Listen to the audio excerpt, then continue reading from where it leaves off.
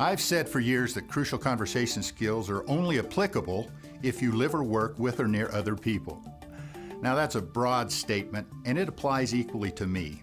During these last 10 years, I've had my share of challenges, a few failures, and a number of successes. And from all of these, I've learned a thing or two. I'm going to share a few incidents that happened to me and the lessons that I learned. Number one, I've been to the airport hundreds of times. I know how the system works. On one particular day, I went to the airport to pick up my wife. I had the perfect plan to pay nothing for parking, and if everything worked, I would be in and out of the parking lot in less than 30 minutes. I arrived according to plan. I met and hugged Linda. I got her luggage in my truck, and I sped to the exit. I knew I was under 30 minutes. And then the parking attendant said, $3. I asked to see my ticket, and it read 29 minutes. And I noted that this should be free. I noted it again and again, that it should be free. Again and again, and by now my wife was discreetly elbowing me. I asked to talk to the manager, who said that his computer was accurate and that the ticket was wrong. I wasn't very nice. I paid the $3 and left. And here's the lesson. We teach that when it matters the most, we often do our worst.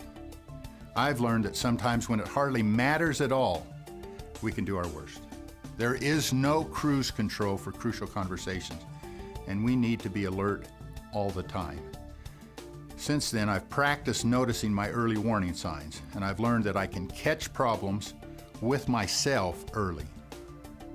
Number two.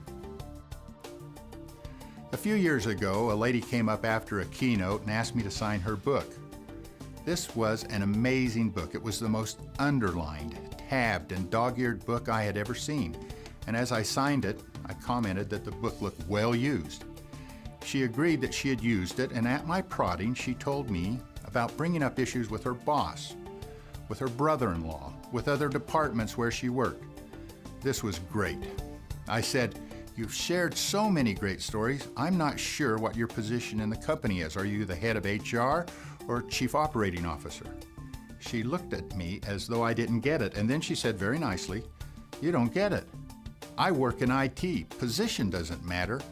Crucial conversations belong to the first person who sees them. I don't solve the issues, I just make sure they are brought up in a safe way." And here's the lesson. What a great lesson. You don't have to solve the issues. You just have to own it if you see it and bring it up in a safe way. There are a lot of people who are teaching me new lessons about crucial conversations all the time.